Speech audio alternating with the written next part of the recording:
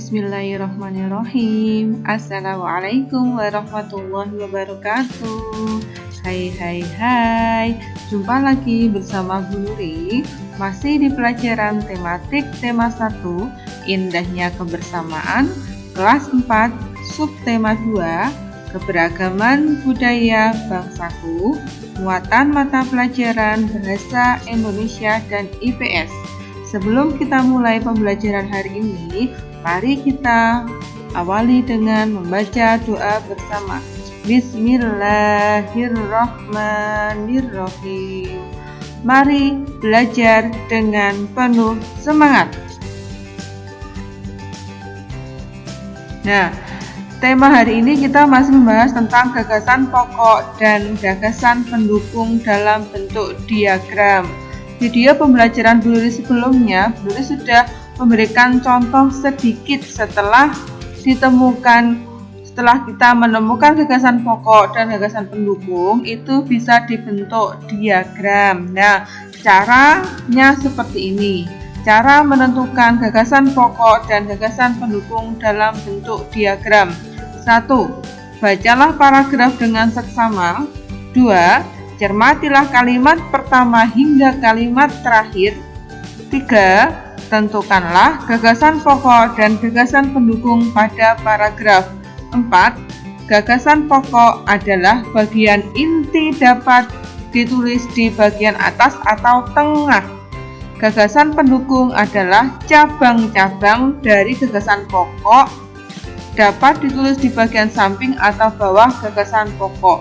Jadi, sebelum kita membuat diagram gagasan pokok dan gagasan pendukung, langkah yang pertama anak-anakku adalah paragrafnya dibaca dengan seksama atau teliti. Kemudian setelah itu cermati kalimat pertama hingga kalimat terakhir. Kemudian tentukan gagasan pokoknya dan gagasan pendukungnya. Jika kalimat terakhir tidak ada kata penghubung, maka dari itu berarti gagasan pokoknya berada di awal paragraf dan kalimat berikutnya termasuk kalimat pendukung. Kemudian gagasan pokok adalah bagian inti dapat ditulis bagian atas atau tengah. Jadi kalau udah ketemu anak-anakku, silakan menulis gagasan pokoknya, boleh berada di tengah, kemudian di kotak atau di bulat atau di atas boleh. Setelah itu gagasan pendukungnya adalah cabang-cabang dari gagasan pokok, dapat ditulis di bagian samping atau bawah gagasan pokok. Jika anak-anak membuat diagramnya itu gagasan pokoknya berada di tengah, kemudian ditarik garis, terus sebelah pinggir, atas, bawah, kanan, kiri itu adalah gagasan pendukungnya. Kemudian ada contoh. Ayo perhatikan contoh berikut ini. Indonesia memiliki berbagai bahasa daerah, misalnya bahasa Batak, bahasa Jawa, dan bahasa Sunda. Keberagaman bahasa di Indonesia tidak membuat bangsa Indonesia terpecah-pecah. Bangsa Indonesia tetap menjaga persatuan dan kesatuan. Bangsa Indonesia dipersatukan oleh persatuan, yaitu bahasa Indonesia. Nah, kita cek kalimat terakhir. Kita cari ada kata penghubungnya tidak? Ya. Tidak ada ya, kalimat terakhir tidak ada. Kemudian dilihat kalimat di awalnya. Nah, berarti gagasan pokoknya berada di kalimat awal. Gagasan pokok dari paragraf di atas terdapat pada kalimat pertama yang berbunyi Indonesia memiliki berbagai bahasa daerah, misalnya bahasa Batak, bahasa Jawa, dan bahasa Sunda. Nah, sedangkan gagasan pendukungnya terdapat pada kalimat kedua sampai kalimat keempat. Jadi, mohon maaf, gagasan pokoknya itu berbunyi Indonesia memiliki berbagai bahasa daerah. Sisanya termasuk gagasan pendukung. Nah, kemudian setelah kita temukan gagasan pokok dan gagasan pendukungnya, ini akhirnya Bu Nuri membuat diagram. Nah, diagram gagasan pokoknya itu Bu Nuri taruh tengah. Tadi gagasan pokoknya berbunyi Indonesia memiliki berbagai bahasa daerah. Kemudian kita tarik garis ke bawah. Nah, kalimat gagasan pendukung yang pertama berbunyi keberagaman bahasa tidak memecah belah bangsa. Kemudian gagasan pokok kalimat kedua Bu Nuri taruh sebelah kiri juga. Bangsa Indonesia tetap menjaga persatuan dan kesatuan. Sedangkan kalimat terakhir Bu Nuri taruh sebelah kanan atas yang berbunyi kalimat gagasan pendukungnya bahasa Indonesia mempersatukan bangsa Indonesia. Jadi tadi kita sudah mencari gagasan pokok dan gagasan pendukung. Kemudian kita bentuk diagram. Kali ini Bu Nuri diagramnya bentuknya kotak dan gagasan pokoknya berada di tengah. Sedangkan gagasan pendukungnya berada di samping-sampingnya. Kalau pekan kemarin Bu Nuri memberikan contoh bentuk diagramnya lingkaran atau bulat, itu juga boleh. Kemudian diperhatikan gagasan pokok dan gagasan pendukung dalam bentuk tabel. Jadi selain gagasan pokok dan gagasan pendukung dalam bentuk diagram, juga dalam bentuk tabel. Tujuannya untuk apa? Tujuannya untuk mempermudah memahami suatu teks. Perhatikan contoh di bawah ini. Judul bacaannya adalah Gelar Budaya di Sekolah.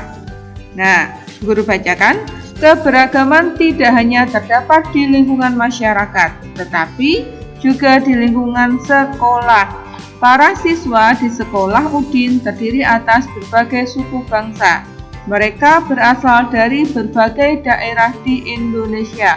Ada siswa yang berasal dari Sumatera, Jawa, Kalimantan, Papua, Nusa Tenggara, dan sebagainya.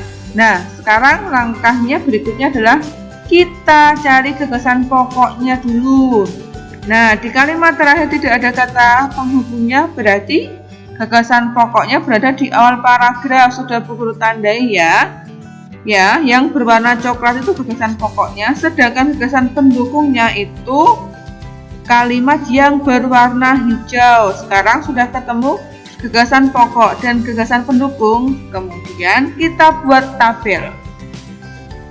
Nah, tabelnya bentuknya seperti ini ya.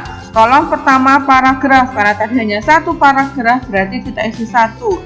Kemudian kolom berikutnya gagasan pokok. Tadi gagasan pokoknya adalah keberagaman di sekolahku. Kolom berikutnya atau tabel berikutnya itu gagasan pendukung. Tadi ada 3 ya, para siswa berasal dari berbagai suku bangsa. 2, berbagai macam asal daerah teman Udin di sekolah. Kalimat ketiga, setiap daerah memiliki budaya yang khas.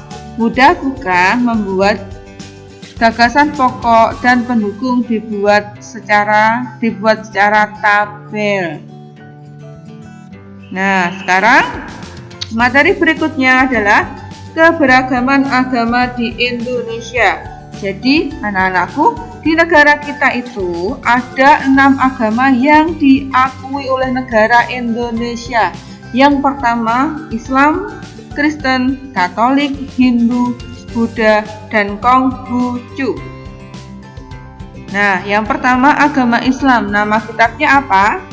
Betul, Al-Quran. Kemudian tempat ibadah kita di mana? Benar sekali, di masjid. Kemudian hari besar keagamaan kita apa? Iya, ada banyak ya. Contohnya ada Idul Fitri, kemudian Idul Adha, Tahun Baru Hijriah, Maulid Nabi Muhammad SAW, dan Isra Mi'raj. Nah, sekarang guru jelaskan. Idul Fitri merupakan hari besar keagamaan umat Islam. Dirayakan setiap tanggal 1 Syawal penanggalan Hijriah.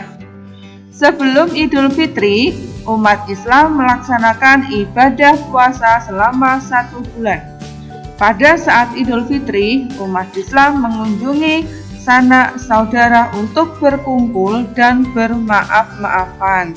Jadi pengertian atau maknanya Idul Fitri tadi itu ya, nama kitabnya kalian udah paham, tempat ibadahnya, hari keagamaannya apa saja, dan tujuan atau manfaat dari Idul Fitri tadi apa? Itu tadi udah dulu disampaikan ya. Salah satu tujuannya adalah bermaaf-maafan kepada sanak saudara.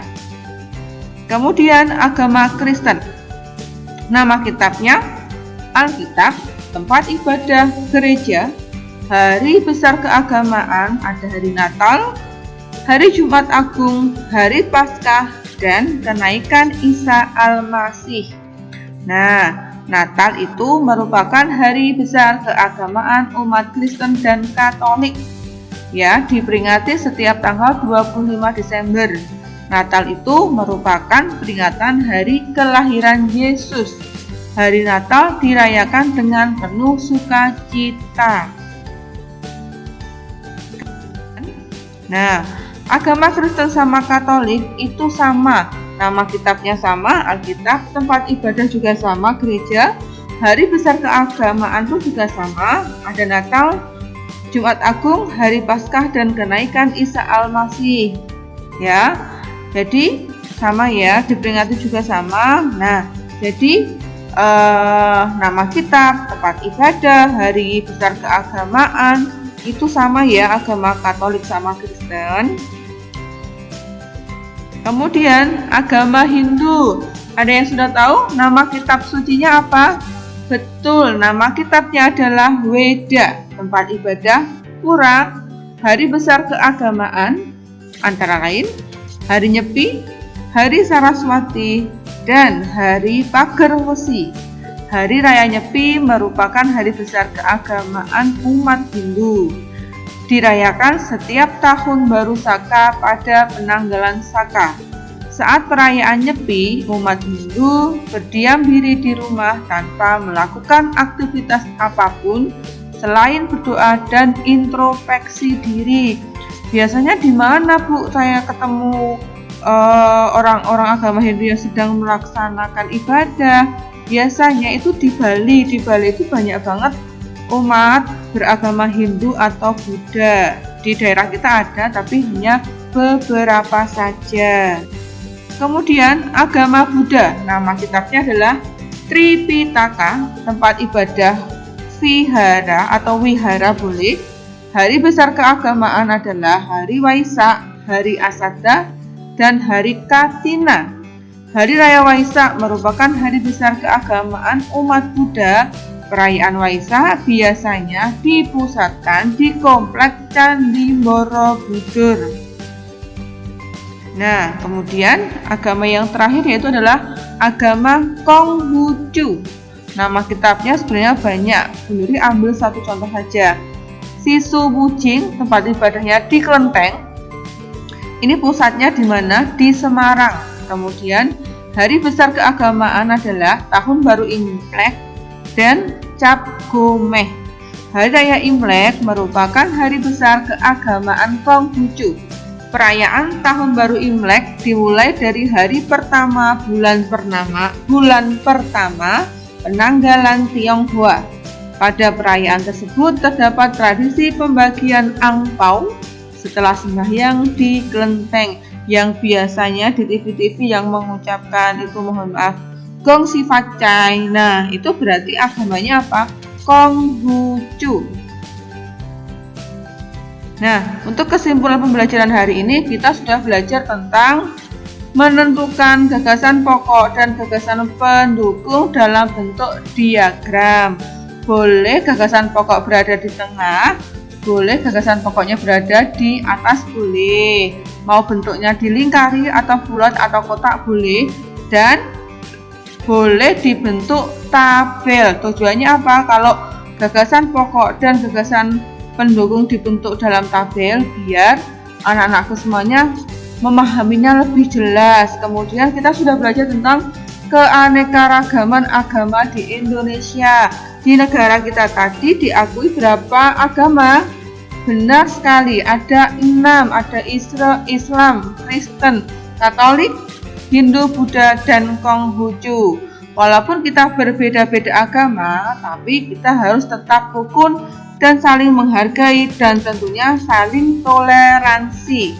Oke, untuk tugas hari ini anak-anakku silakan mengerjakan buku paket tema 1 Indahnya Kebersamaan halaman 24 dan 25, mencari gagasan pokok dan gagasan pendukung dalam bentuk diagram atau tabel, dan dikerjakan halaman 37. Kalau sudah dikerjakan, jangan lupa dicekrek kirimkan Bu Nuri.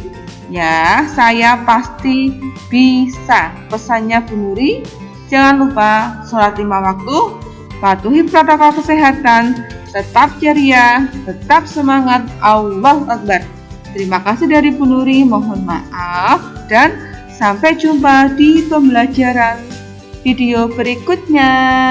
Dadah, assalamualaikum warahmatullahi wabarakatuh.